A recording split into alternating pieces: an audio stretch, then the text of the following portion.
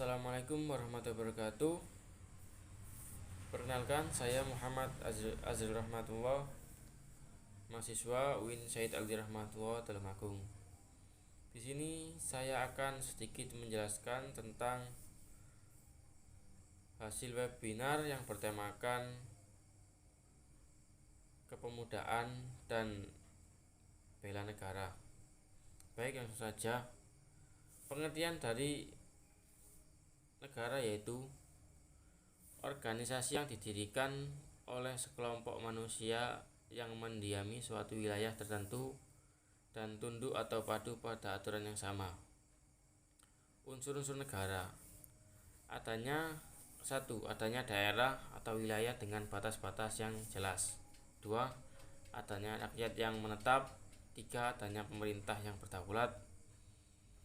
4. Adanya pengakuan dari negara lain. Unsur 1, 2, dan 3 disebut unsur konstitutif, sedangkan unsur keempat adalah unsur deklaratif.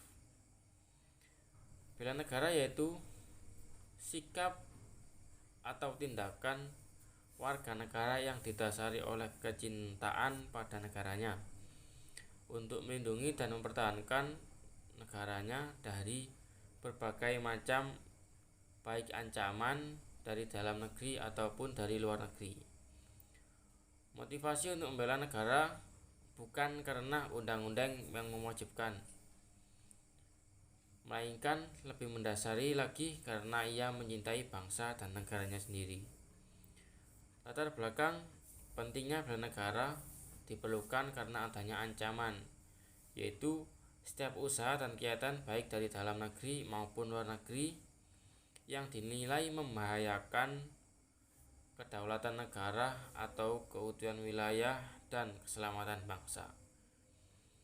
Berbagai sumber ancaman dari dalam negeri. Adapun beberapa hal yaitu 1. Konflik antar kelompok. Konflik antar kelompok biasanya terjadi pergesekan antara dua golongan kelompok separatis, seperti kelompok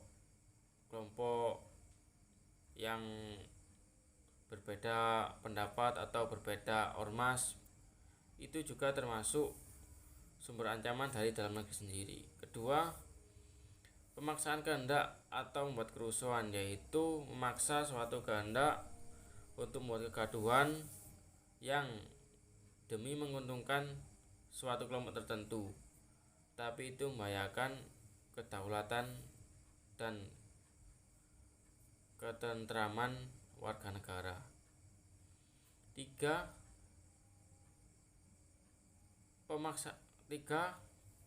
Korupsi. Korupsi sudah menjadi merajalela di negara kita, sudah mendarah daging. Hampir semua berita di televisi isinya korupsi, dan korupsi. 4. Memudarnya rasa nasionalisme. Banyak anak-anak generasi kita yang rasa cinta kepada negara sendiri sudah mulai luntur, dibuktikan dengan cara gaya hidup dan juga membeli pakaian meniru gaya-gaya barat. Yang ke-6, kemiskinan dan pengangguran. Kemiskinan dan pengangguran juga bisa mengancam kedaulatan negara, karena semakin banyak kemiskinan dan pengangguran, maka semakin banyak juga beban suatu negara. Yang selanjutnya yaitu ancaman dari luar negeri. 1. Invasi atau agresi militer.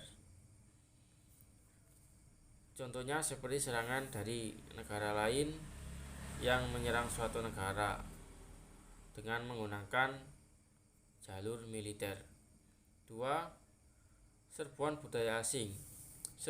Serbuan budaya asing ini sudah banyak terjadi di Indonesia.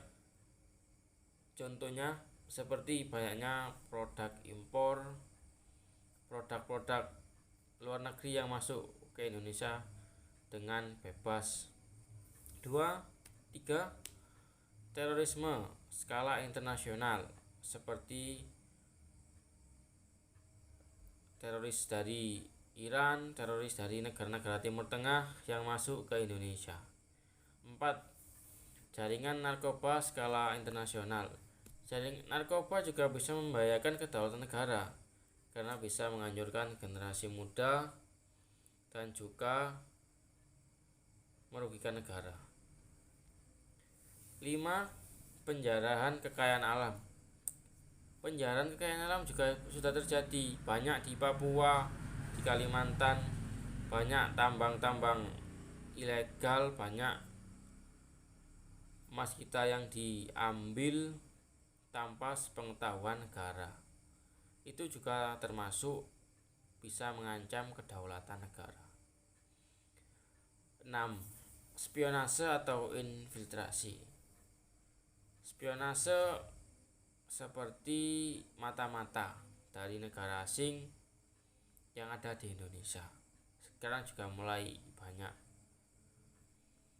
7. Sabotase. Sabotase biasanya dalam bentuk militer atau mengirim suatu intelijen dari negara lain. Selanjutnya ada ancaman militer atau ancaman yang menggunakan kekuatan bersenjata yang terorganisasi dan yang membahayakan kedaulatan negara, keutuhan wilayah dan keselamatan segenap bangsa. Contohnya ancaman militer. Yang selanjutnya ancaman non militer, ancaman yang menggunakan kekuatan bersenjata non senjata, yaitu kekuatan ekonomi, politik, dan sosial budaya yang dinilai mampu membahayakan kedaulatan negara dan juga keutuhan wilayah negara kesatuan Republik Indonesia. Contohnya ancaman non militer ada 4. 1. Pengaruh budaya global. Pengaruhnya budaya dari barat, maka banyak generasi-generasi kita yang mengikuti tren-tren barat. 2. Pengaruh ekonomi. Ada juga pengaruh ekonomi sebagai berikut, seperti masuknya importir atau barang-barang dari luar negeri yang bisa merusak pasar yang ada di Indonesia, seperti pasar-pasar produk lokal. 3.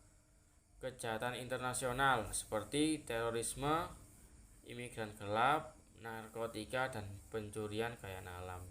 Imigran gelap ini juga membahayakan kedaulatan negara karena